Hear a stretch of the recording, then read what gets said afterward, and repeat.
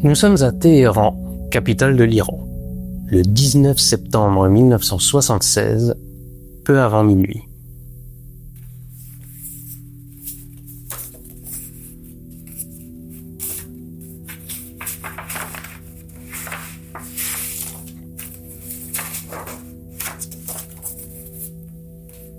Le général Yousefi, en charge de l'aéroport de Mehrabad, reçoit de plus en plus d'appels. Les Téhéranais observent un objet dans le ciel et en font le signalement aux autorités. Mais les écrans radars ne montrent aucun écho. Yousefi sort de son bureau et constate par lui-même la présence de l'objet dans le ciel. Il téléphone alors à la base militaire de Cherokee à Hamadan, à 275 km à l'ouest. Mais le radar de la base ne voit rien non plus.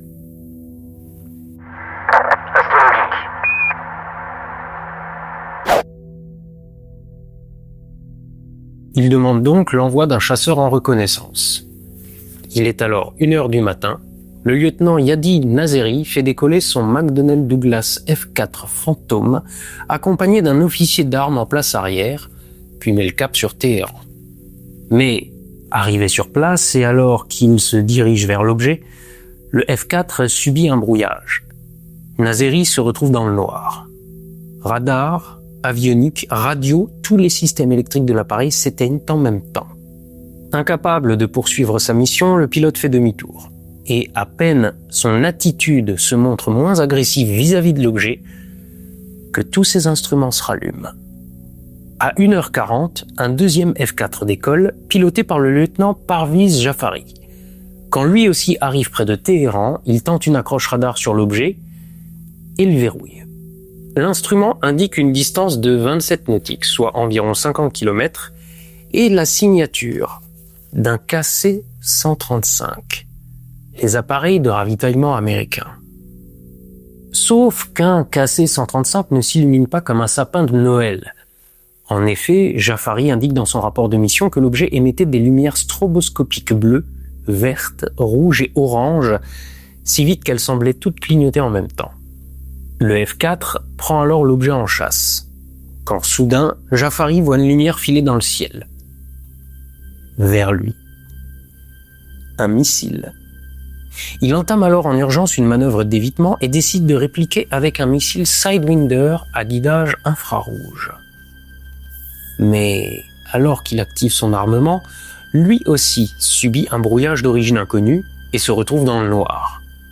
Et pendant qu'il fuit la zone, il peut voir au loin l'objet qui le poursuivait retourner au vaisseau mère. Quelques instants plus tard, un autre objet en est sorti et s'est dirigé à toute vitesse vers le sol, émettant une lumière suffisamment intense pour éclairer les environs sur plusieurs kilomètres. Jafari, avec son avion en panne, décide de se poser à Téhéran, tout proche, plutôt que de retourner à Hamadan, à presque 300 km de là. Et alors qu'il retourne vers l'aéroport, ses instruments refonctionnent. Le lendemain, le lieutenant Jafari et son officier d'armes rejoignent en hélicoptère la zone où ils pensent avoir vu l'objet se poser, mais rien. Rien à part le signal du transpondeur d'un avion de transport américain et le témoignage d'habitants à proximité de la zone indiquant avoir entendu un bruit fort et un éclair lumineux dans la nuit. Ceci est ce que l'on appelle communément l'incident de Téhéran. L'un des cas majeurs de rencontre d'OVNI, pris d'autant plus au sérieux qu'il a été vécu par du personnel militaire entraîné et étayé par des documents classifiés qui ont été révélés suite à une requête grâce au Freedom of Information Act. Cependant, on est sur Astronogeek, la chaîne qui vous explique depuis des années qu'une ambiance mystérieuse et une musique angoissante ne sont pas des arguments. Et de la même manière, ce que vous avez entendu là, comme dirait mon ami Sam, c'était la version convaincante. Le problème d'une histoire, quand elle est relayée par des gens qui veulent y voir un phénomène extraordinaire, c'est qu'elle va appuyer sur les éléments qui semblent étranges, pour essayer de convaincre ceux qui l'écoutent qu'elle l'est effectivement. Mais... et si on jetait un œil aux éléments qui sont trop souvent tus lorsque cette histoire est racontée? Déjà, un truc qui pourrait vous paraître un peu étrange. Que foutent les Iraniens avec des avions de chasse américains? Et comment peut-on avoir autant de détails sur cette histoire? Pourquoi la trouve-t-on dans des documents déclassifiés grâce à une loi américaine, alors qu'il s'agit d'une histoire qui concerne l'armée de l'air iranienne? Eh bien, parce que nous sommes en 1976. Aujourd'hui, la République islamique iranienne est l'ennemi juré des États-Unis, mais en 1976, nous sommes 3 ans avant la révolution islamique et le pays s'appelle encore l'Empire d'Iran.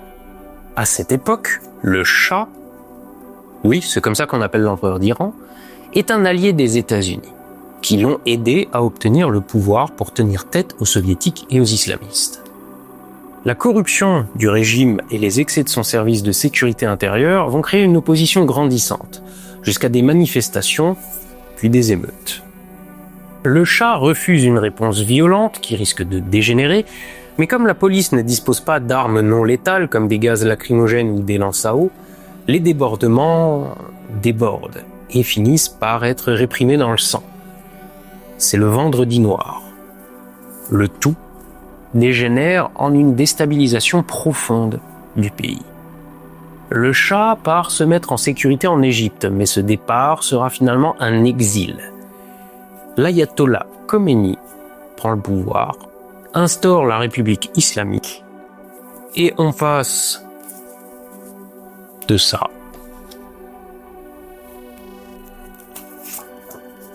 à ça. Le régime républicain ressemble un peu à celui du Groenland. Vous savez, où tout le monde peut voter mais où seul le président peut se présenter.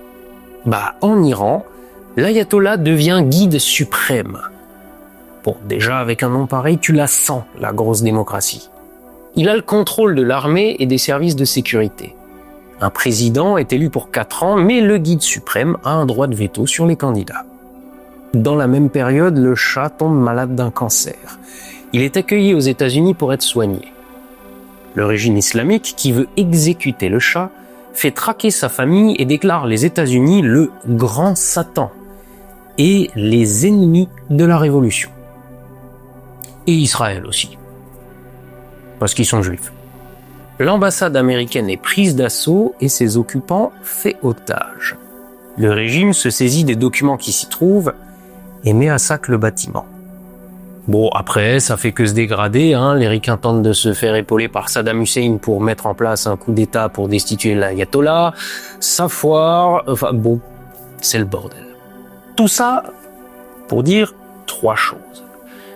D'abord, avant 1979 et la Révolution, les États-Unis sont alliés, fournissent du matériel à l'Iran et sont présents dans le pays.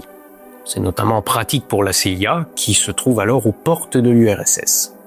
Ensuite, les documents américains de l'ambassade ayant été saisis par le régime islamique, et notamment les comptes rendus de la CIA, plusieurs documents concernant l'incident de 1976 qui nous intéresse aujourd'hui ont été perdus. Et pour finir, méfiez-vous des révolutionnaires. Quand un pays est déstabilisé, en général, ce sont ceux qui ont les dents les plus longues qui prennent le pouvoir ensuite. Et c'est rarement pour le partager. Bon, mais je m'égare. On dispose donc de quelques documents déclassifiés. Et en général, quand un document est classifié, c'est qu'il contient des trucs croustillants.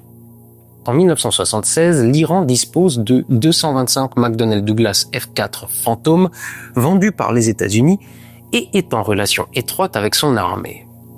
À la suite de cet incident, l'armée iranienne invite un responsable de l'US Air Force pour débriefer. C'est le lieutenant-colonel Olin Moy.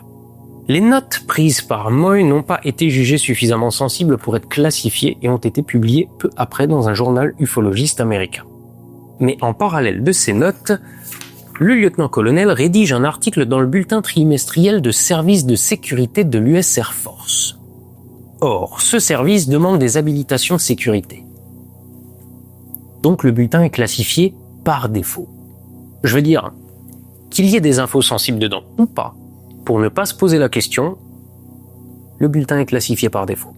Et donc, quand la déclassification de ce dernier a été demandée en 1981, tout ce qu'il contenait, c'était la même chose que les notes publiques déjà publiées, mais rédigées proprement pour en faire l'édito du bulletin sur le sujet du brouillage et des interférences. Voilà. On nous vend quand même souvent le phénomène OVNI sur le fait que l'armée cacherait des trucs ultra sensibles. Mais vous avez remarqué qu'à chaque fois qu'on met la main dessus, au final, y a rien. Bon, mais au-delà du fait que dans cette histoire, il n'y ait aucun document secret pour nous apprendre des choses croustillantes, il reste toujours le récit des faits, qui est quand même plutôt singulier. Ou pas.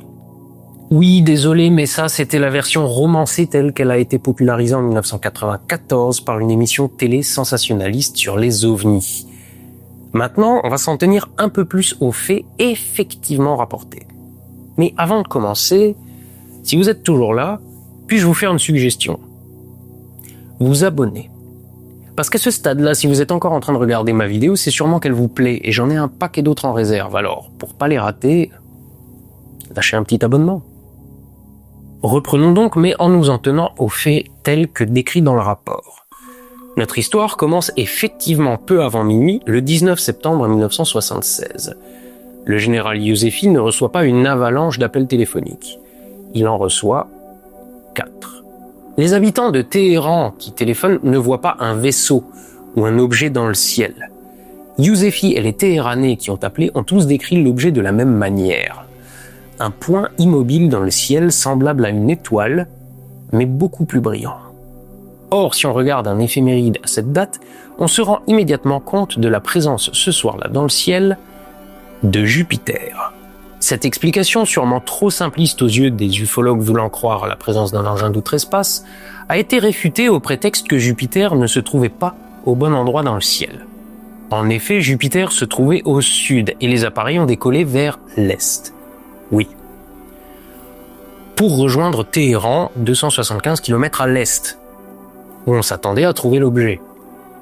Mais les observations à Téhéran étaient bel et bien faites au sud. Putain, quelle gymnastique intellectuelle on est prêt à faire pour refuser un fait, c'est ouf.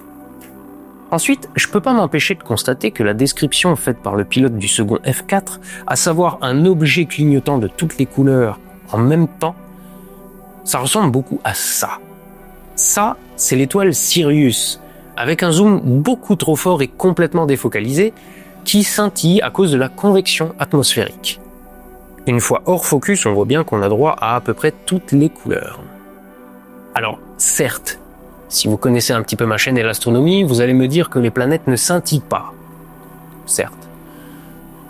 Mais dans le ciel, à proximité de Jupiter, ce soir-là, on trouve Capella, Aldébaran ou encore Bételgeuse. 3 étoiles certes moins lumineuses, mais scintillantes, et que le pilote, avec le stress, aurait pu observer à la place de Jupiter. Vous trouvez que sur ce coup-là, c'est moi qui fais de la gymnastique pour nier l'évidence ? Attendez la suite. Parce que la suite du récit, c'est que le F4 se fait brouiller quand il approche et que tout s'éteint à bord. Je vous ai dit que les États-Unis étaient très présents en Iran à cette époque. Il se trouve que des techniciens et ingénieurs de Westinghouse et McDonnell Douglas y étaient aussi. Lors du débriefing officiel, le pilote du premier F4, Nazeri, était absent. Et il n'y a eu aucun rapport non plus indiquant une panne de ce premier appareil. Les ingénieurs de McDonnell Douglas ont indiqué n'avoir reçu un signalement de panne que sur le deuxième F4. Pas le premier. Donc, une histoire où tous les avions qui s'approchent sont neutralisés, c'est séduisant. Mais une histoire où le premier pilote fait sa reconnaissance, ne voit rien, rentre, et où le deuxième seulement se fait brouiller, ça marche déjà moins bien. D'autant que le deuxième avion décolle 10 minutes après le premier. Donc, c'est pas un F4 qui fait 600 bornes aller-retour pour se faire remplacer par un autre parce qu'il est en panne. C'est 2 appareils qui décollent presque en même temps. Vous noterez aussi que depuis tout à l'heure, je parle de brouillage, mais il n'est pas question de brouillage dans les différents documents disponibles. Le terme brouillage a été introduit par l'émission sensationnaliste de 94. Pourquoi ? Parce que qui dit brouillage dit action volontaire de la part de quelqu'un. Et un brouillage, en plus, c'est pas ça. Là, on parle quand même d'éteindre tous les instruments électriques d'un appareil. À distance. C'est pas rien. C'est même totalement hors de portée technologiquement en 76. Et donc, ça sous-entend que c'est le fait d'une technologie inconnue. Sauf que les techniciens de McDonnell Douglas sont formels. Le deuxième F4 envoyé était connu pour ses problèmes de panne électrique intempestive. Et le personnel de la base était lui aussi notoirement connu pour son incapacité à régler le problème.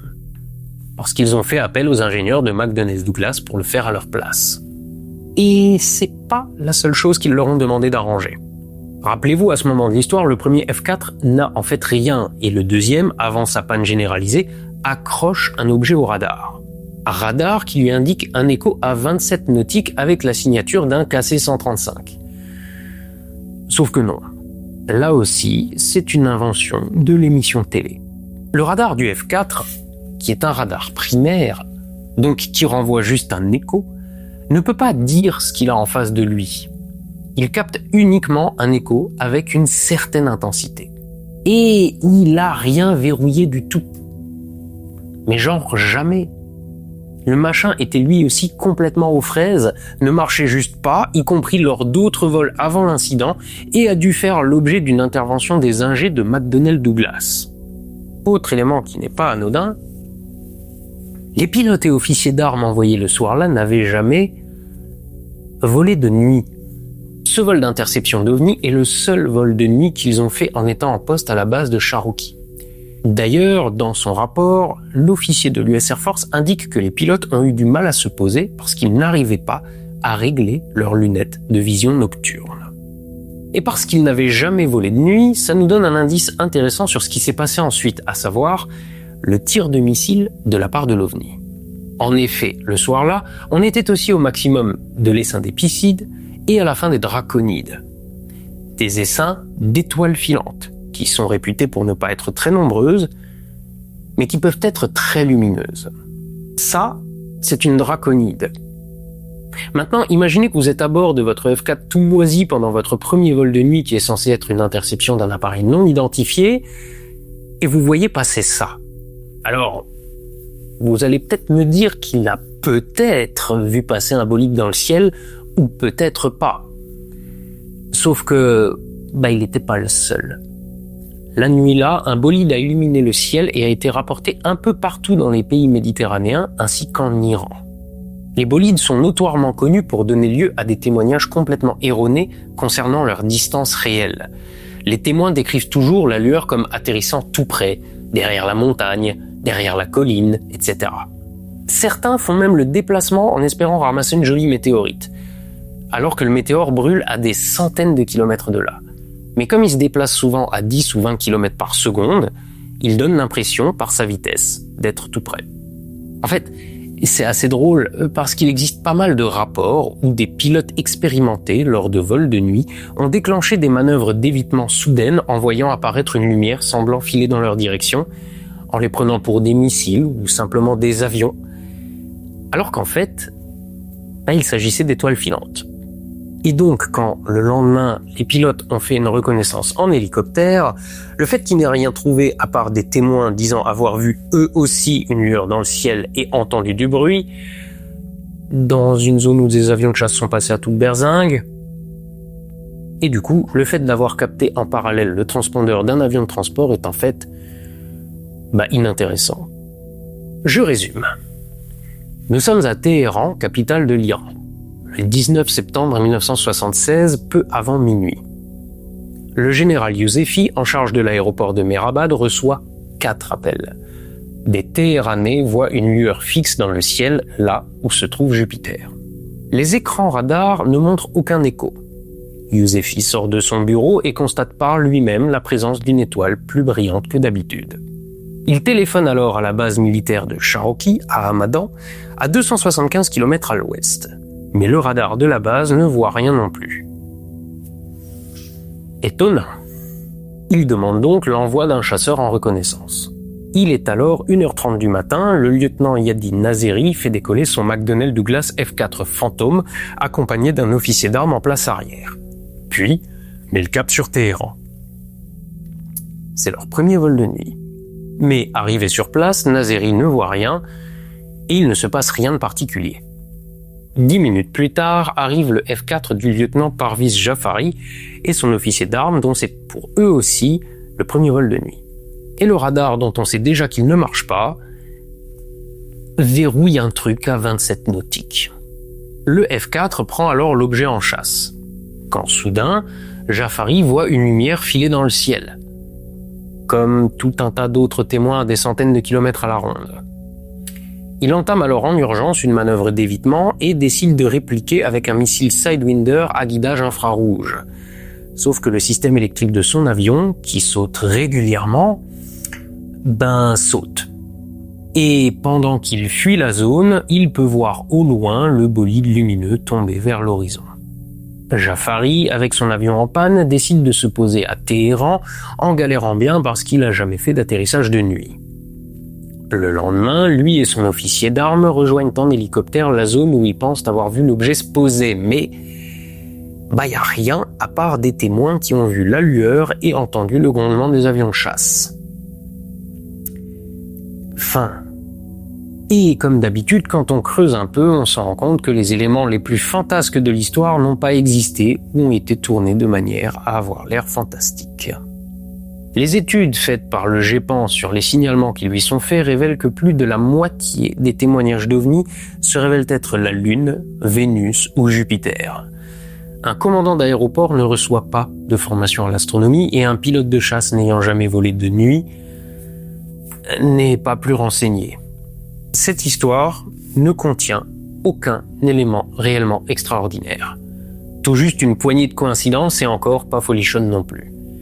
Et pourtant, l'incident de Téhéran est considéré aujourd'hui comme l'une des histoires ufologiques les plus importantes de par la quantité d'informations dont on dispose et du fait que des militaires aient été impliqués.